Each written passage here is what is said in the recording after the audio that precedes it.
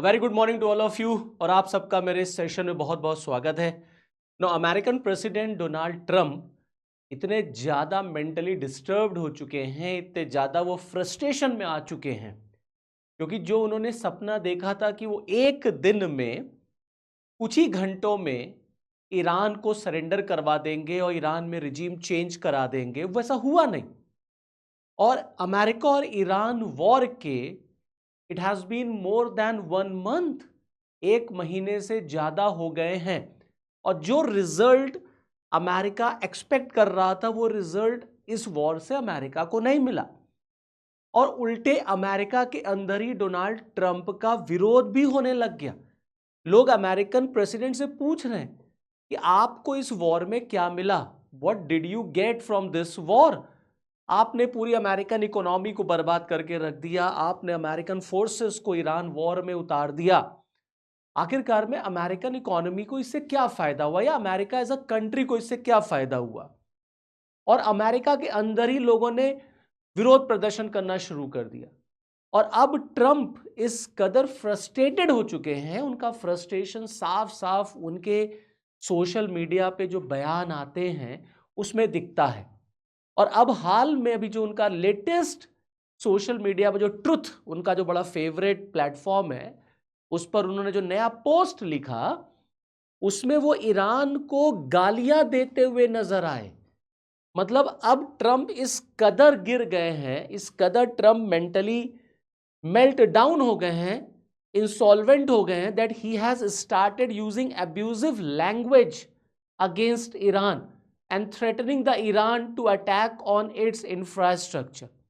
मतलब कुछ ऐसे शब्दों का उन्होंने अपने पोस्ट में इस्तेमाल किया है, क्योंकि जब आज मैं ये वीडियो शूट कर रहा हूं, that is on Tuesday, no this day is the last day of his warning to Iran.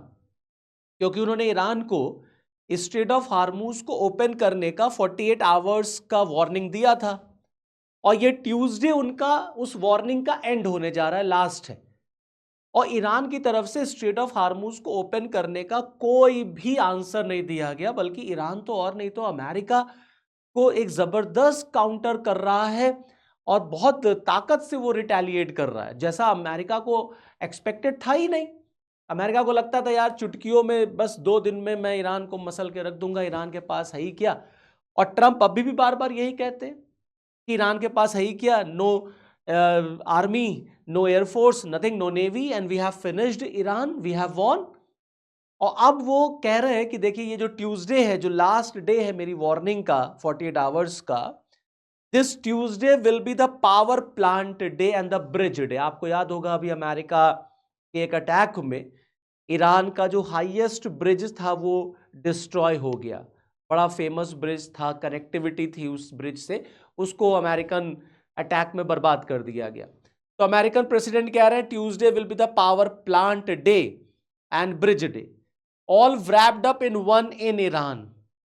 There will be nothing like it.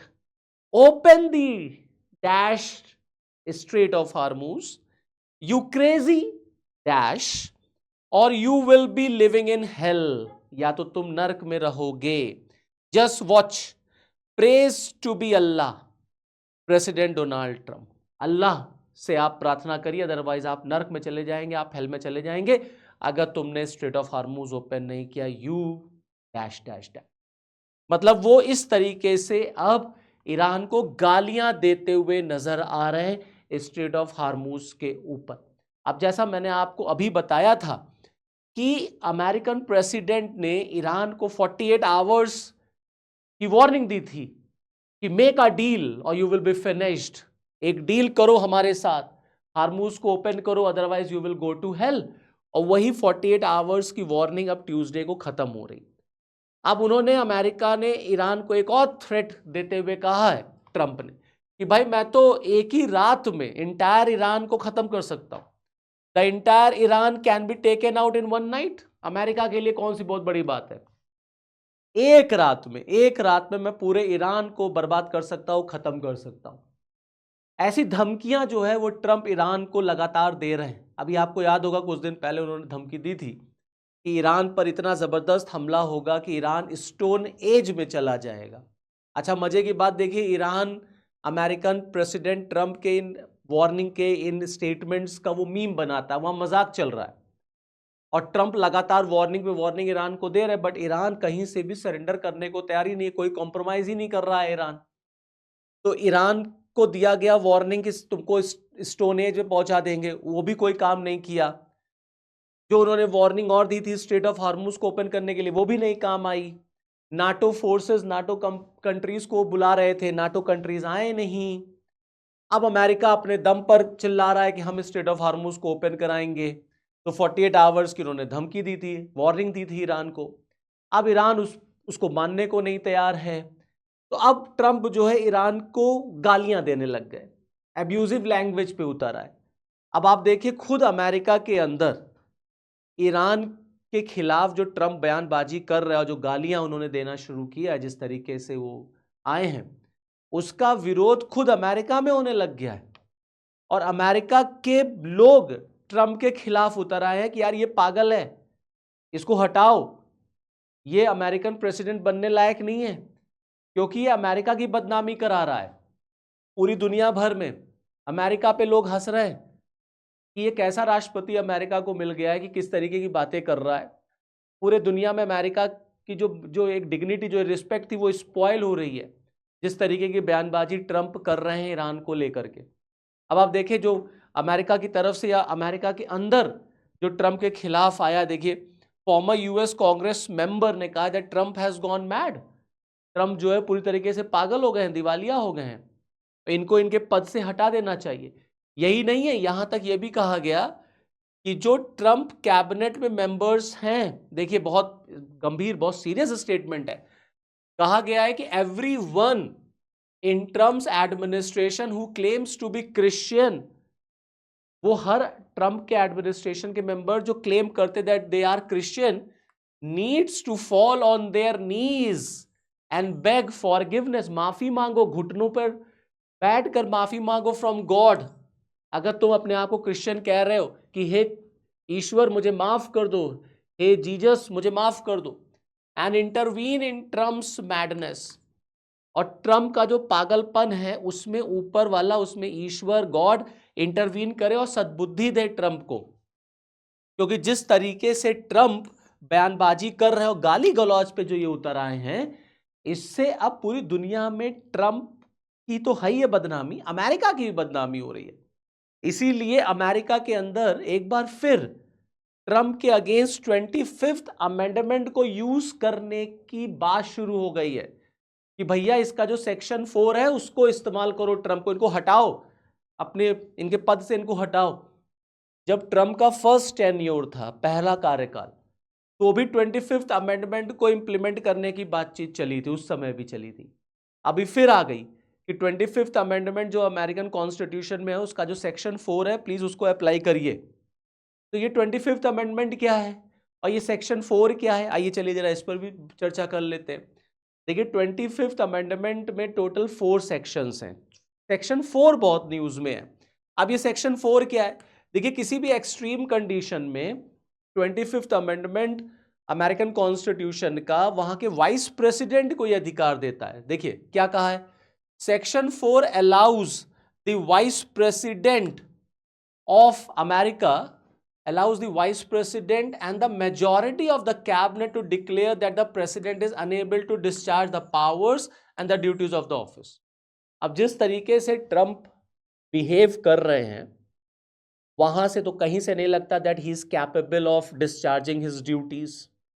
जिस तरीके से उन्होंने वेनेजुला में अमेरिका की पूरी बदनामी कराई, ग्रीनलैंड को बदनामी कराई, पूरी ईरान वॉर में चले गए, समझ रहे हैं आप, प्लस अभी जिस तरीके से वो क्यूबा को लेकर के आए हैं, तो एक जो इंटरनेशनल लेवल पर अमेरिका की इमेज बन रही है वो बहुत स्पॉइल हो रही है। तो अब अमेरिका के अंदर वहाँ के नागरिक, वहाँ के सिटीजन्स खुद ट्रंप के खिलाफ उतर आए हैं, रोड पर अभी विरोध प्रदर्शन हो रहा था।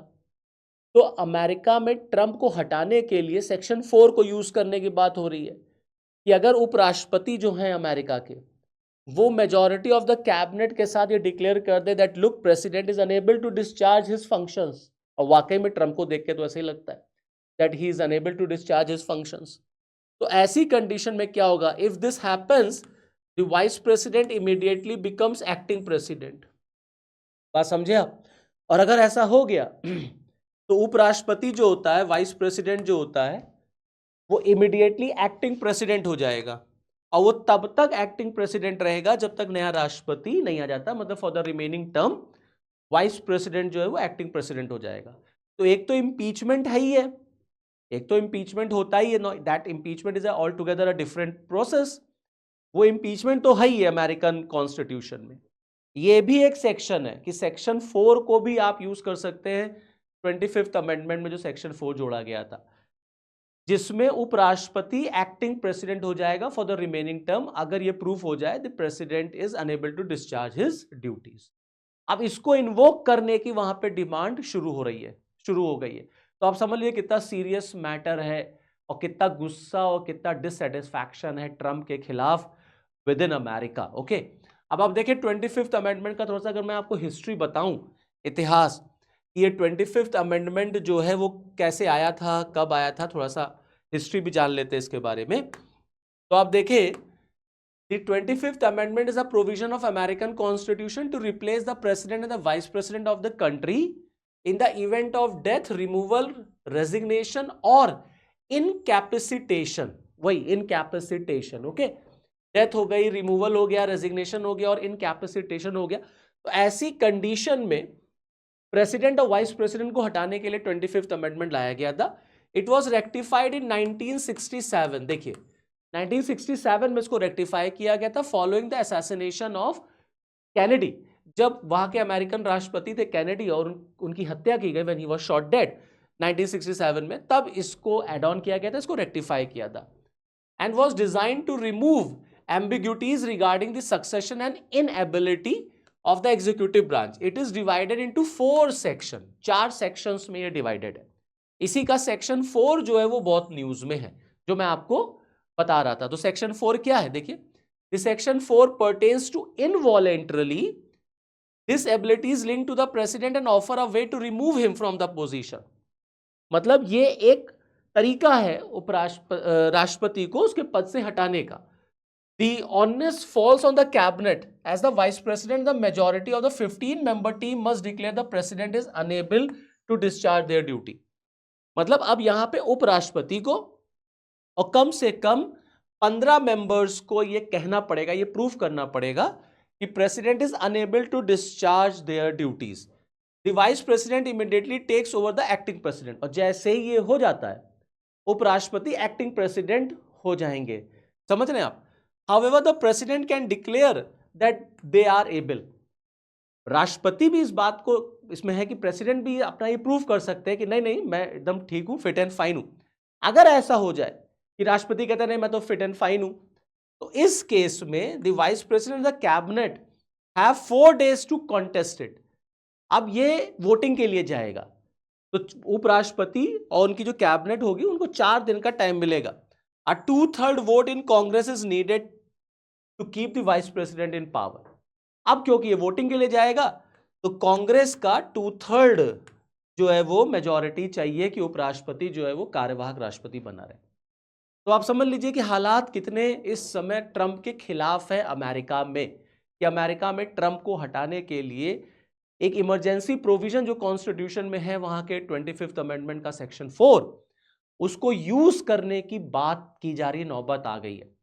क्योंकि ट्रंप अब वाकई में राष्ट्रपति बनने के तो लायक नहीं रहे, क्योंकि जिस तरीके की बयानबाजियां ट्रंप कर रहे हैं ईरान के खिलाफ, वो गाली गलौज पे जो ट्रंप उतर आए हैं, उसको देख के कहीं से नहीं लगता कि अमेरिका वही एक सिविलाइज्ड कंट्री और ट्रंप इतने महान देश के राष्ट्रपति हैं। तो this is all from this video. Next video में आपके साथ फिर मिलूंगा, तब तक के लिए जय हिंद।